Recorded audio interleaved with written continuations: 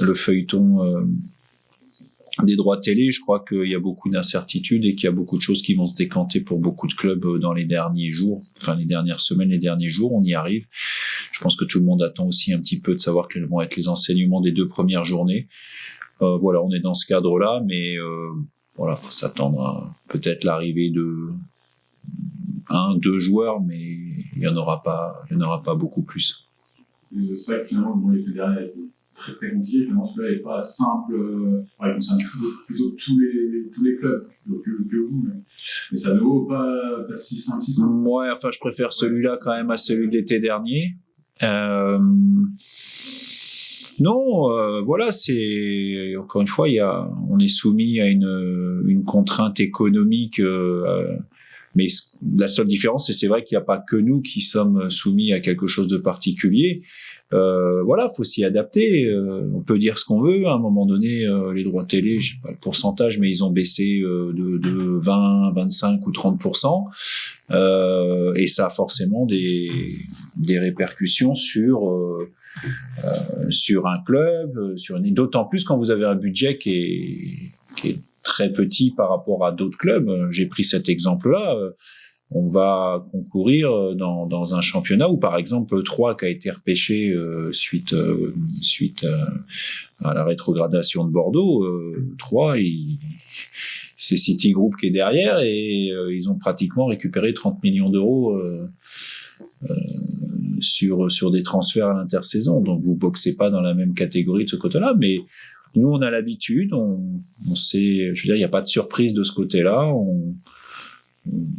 On gère comme ça depuis maintenant presque 2 ans et demi, donc à nous d'être inventifs et puis surtout malins pour pouvoir être compétitifs, parce que c'est ça le plus important. Même si vous avez évoqué les droits télé, dans quelle mesure vous avez quand même pu mieux appréhender cette intersaison par rapport à tout ce qui s'était passé l'année dernière? Déjà, on sait depuis 3 mois dans quelle division on va jouer. Ça, c'est quand même appréciable. C'est aussi plus facile de convaincre. Il y a quand même des joueurs qui sont arrivés. C'est plus facile de convaincre des joueurs de venir.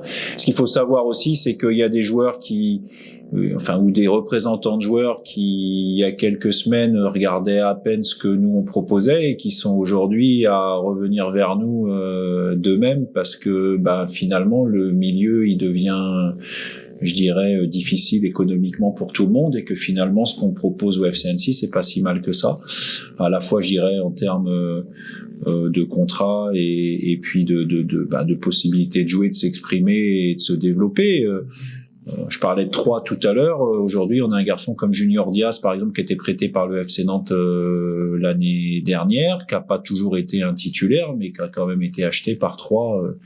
Je vais pas rentrer dans le détail des montants parce que quelque part c'est juste des informations de la presse, donc j'ai rien de précis, mais c'est quand même un joueur qui, en jouant chez nous sans être forcément titulaire, a été acheté par un club comme Troyes et par City Group pour un contrat de 4 ans ou 5 ans. Donc aujourd'hui la visibilité, si on reprend ce qu'ont pu faire les Candiles, Saïdion, Kérémé, Adeline, pour ne citer que, c'est quand même une exposition pour des jeunes joueurs avec du potentiel qui est quand même intéressante depuis maintenant quelques années. Vous avez survécu aux 2 saisons à 4 descentes, les fameuses. Ouais. Aujourd'hui, tout bêtement, c'est quoi l'objectif du FC Annecy, 3e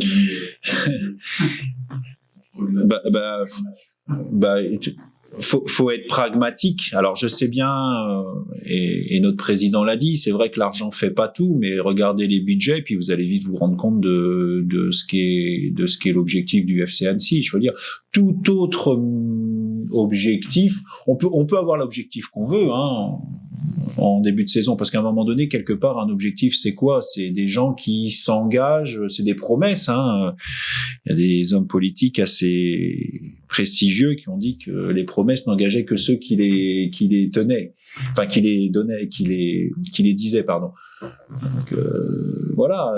Moi aujourd'hui, on a un budget limité avec un effectif qui a été modifié et on attend encore quelques arrivées, et l'humilité qu'on doit avoir nous oblige à effectivement se dire maintenons, continuons à faire progresser ce club, maintenons le club en Ligue 2 d'abord, Et c'est pas parce qu'il y a plus que 2 descentes et un barragiste. Potentiellement, ça fait 3 descentes au lieu de 4. Ça fait pas une grosse différence quand même. L'objectif, il est là. Voilà. Après, on démarre une compétition. Ça, c'est ce qui se passera dans 34 matchs. Moi, aujourd'hui, je suis focalisé sur le match de Dunkerque et ce qui doit s'y passer. Voilà. Il y aura justement il y a un appel en tout cas au boycott, des tribunes silencieuses pour le week-end. Alors vous, j'imagine que vous êtes dans votre bulle le jour du match, mais quand on est une équipe comme Annecy qui court beaucoup, qui donne beaucoup de hargne sur le terrain, est-ce que ça joue? Est-ce que vous allez les préparer comme ça, est-ce que ce soit un match quand même très calme au final? Oui, c'est un des paramètres qu'on préférerait différents s'il y a cette grève des encouragements. Voilà, mais après, nous, on est programmé. Je dirais que on l'a vu avec les JO, hein, c'est évidemment un supplément d'âme. Maintenant, il faudra être capable de faire ça en espérant que ça dure pas trop longtemps. Et puis surtout, à nous de faire ce qu'il faut sur le terrain pour donner envie aux gens, finalement, de pas faire la grève trop longtemps, quoi. Voilà. Le principal, c'est quand même qu'il y ait des matchs.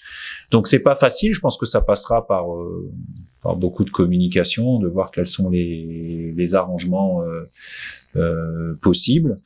Je trouve, et c'était pas gagné, il faut rappeler quand même à tout le monde, notamment dans les acteurs du football pro, il faut rappeler quand même à tout le monde qu'il y a encore quelques semaines, il n'y avait pas de droit télé du tout. Et que là, il y a une grosse interrogation économique pour beaucoup de clubs.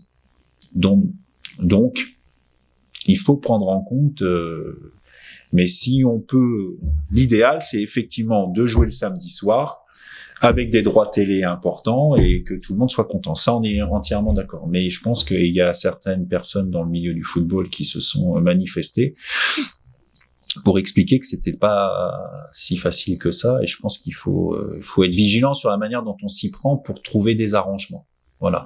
Alors si on peut arriver un jour, je répète, sur l'objectif, parce que c'est samedi soir avec des droits télé qui permettent à tout le monde, très bien. Si c'est pas le cas, il faut trouver des arrangements en étant bien conscient que pour les supporters qui sont très importants pour toutes les équipes, y compris à l'extérieur, c'est vrai que je comprends que ce soit problématique. Est-ce que vous sentez quand même qu'il y a une attente supplémentaire autour en discutant avec les supporters après les saisons que vous avez passées et le fait que vous vous installiez aussi? Mais il y avait une attente supplémentaire l'année dernière déjà.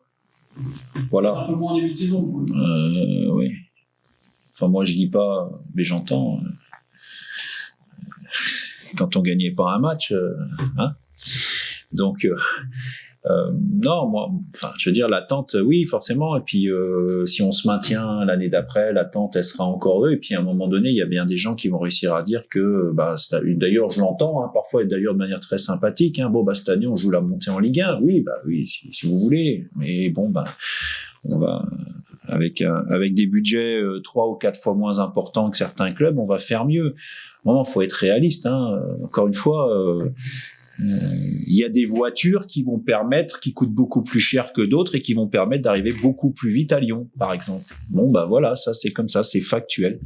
Alors, on a beau avoir un bon pilote, la voiture qui va moins vite, si le pilote il est bon aussi dans la voiture qui va plus vite, il arrivera avant.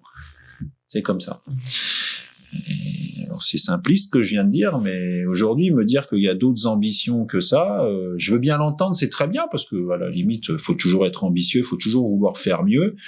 Moi, voilà, on a pris 45 points la première année, on en a pris 46 la deuxième année. Si on fait mieux que 46, je serais et que ça suffit, mais je pense que c'était sur 38 matchs, donc il faudra faire un petit calcul. Mais je veux dire, si on fait mieux en termes de points ou une moyenne de points sur cette saison, ce sera déjà très très très bien. Après, voilà, on est au début d'une compétition, tout le monde a le droit de rêver, moi aussi d'ailleurs, mais tout le monde a le droit de rêver, j'empêche personne de rêver. Ça reste flatteur en tous les cas, on pense qu'Annecy peut faire encore mieux. Oui, ça reste flatteur, c'est flatteur, mais... Voilà, mais je suis mesuré parce que forcément quand on insiste trop sur le fait d'être humble, on a l'impression qu'on manque pas d'ambition. Enfin, je pense que depuis 3 ans, on a montré qu'on manquait pas d'ambition. Maintenant, à chaque fois, la marche est de plus en plus haute. Ça fait quand même 2 ans on a mis, je reprends ce que disait notre président, ça fait quand même 2 ans qu'on a mis pratiquement 8 clubs derrière nous. Je vais pas tous les citer parce que je suis pas sûr de tous m'en souvenir, mais regardez l'historique de ces clubs. Regardez aujourd'hui le championnat national. Regardez les clubs, les infrastructures des clubs qui sont en national. Et vous allez finalement vous rendre compte que ce qui a été fait depuis 3 ans, mais je parle du FC Annecy, moi je fais pas ma pub à moi, mais ce qui a été fait depuis 3 ans et qui permet au club d'être dans un championnat de Ligue 2 quand on voit ce qui est devenu le championnat national, c'est fantastique. Voilà, alors qu'on veuille y rester, je comprends, moi le premier, soyez assurés que moi je vais y rester. Maintenant, voilà, il y a aussi une réalité économique qui fait qu'il y a des réalités d'effectifs, de valeur d'effectifs, et que nous, on se doit d'être à 100-110% en permanence. Alors qu'il y a d'autres clubs qui, des fois, à 80-90%, peuvent espérer jouer autre chose que nous. Mais on va afficher les valeurs qu'on a affichées depuis 3 ans, et puis si on peut faire mieux que ces 2 dernières saisons, on se gênera pas. Et en tout cas, c'est l'objectif. Mais il faut s'entendre sur les objectifs ambitieux, on va dire. Le club a réussi à conserver une belle ossature avec des effectifs. Oui. La saison dernière, j'ai vu que c'est une belle satisfaction pour vous en tant que technicien. J'en suis ravi, oui. Oui, j'en suis ravi parce qu'on a gardé des joueurs cadres avec un état d'esprit exceptionnel qui, en plus, diffuse cet état d'esprit à ceux qui arrivent. Au niveau du groupe,